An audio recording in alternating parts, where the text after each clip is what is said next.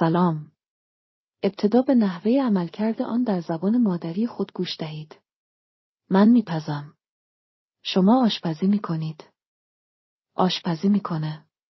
او آشپزی میکند. در حال پختن است، ما در حال آشپزی هستیم. شما دو دوست آشپزی میکنید. شما دو نفری که آنجا نیستید آشپزی میکنید و شما پروفسور آشپزی میکنید. همانطور که میشنوید فعل پختن تغییر میکند.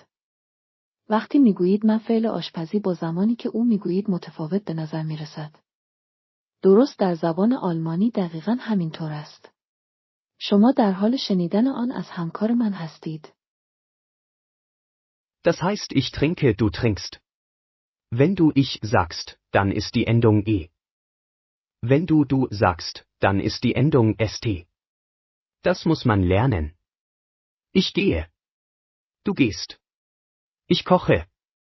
Du kochst. Ich lerne. Du lernst. Wenn du er oder sie sagst, dann ist die Endung t, er kocht. Sie kocht. Nun übersetze in deine Muttersprache, wir lernen. Ihr schlaft. Er liest.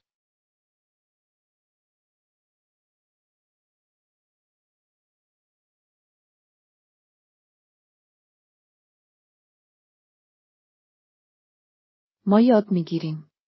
تو بخواب، او میخواند.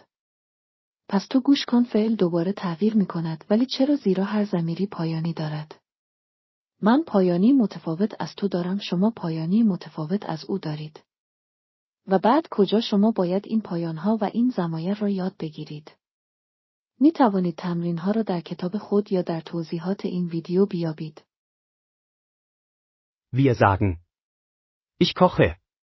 Du kochst. Er kocht. Sie kocht. Es kocht. Wir kochen. Ihr zwei Freunde kocht. Sie zwei Personen, die nicht da sind, kochen. Sie Herr Professor kochen. Du siehst, die Änderung kommt immer am Ende vom Verb. Das Verb ist immer neu. Das nennt sich konjugieren. Du musst also die Verben immer ändern, wenn du eine andere Person hast, die etwas macht. همانطور که می‌بینید پایان افعال همیشه متفاوت است. شما باید جدول انتهای ویدیو را حفظ کنید، در غیر این صورت استفاده از افعال دشوار خواهد بود. به عنوان مثال ترجمه کنید: من می‌نوشم، شما می‌نوشید. پاسخها به زودی می‌آید.